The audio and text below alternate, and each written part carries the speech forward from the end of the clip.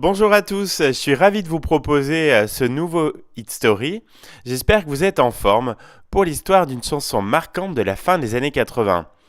Cela faisait longtemps que je voulais vous parler d'un grand tube de 1989 que l'on doit à Corinne Hermès. Dessine-moi. Je suis sûr que cette chanson évoque plein de souvenirs pour vous.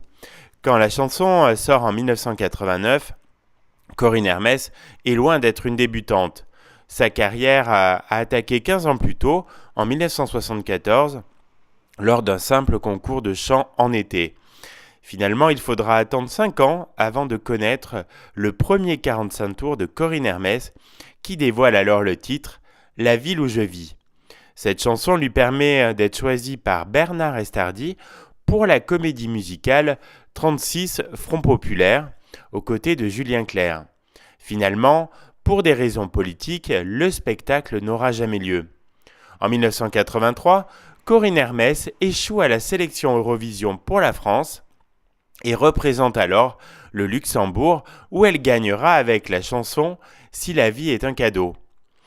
Elle aura un peu de mal à retrouver le succès avant qu'en 1989, la musique lui sourie une fois encore avec le titre « Dessine-moi ».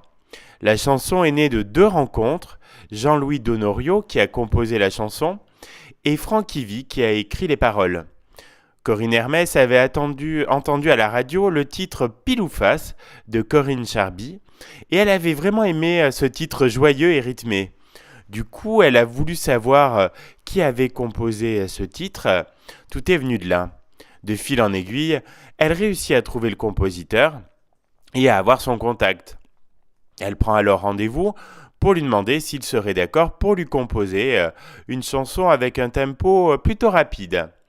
Finalement, ils mettent 1 an pour que Dessine-moi naisse véritablement.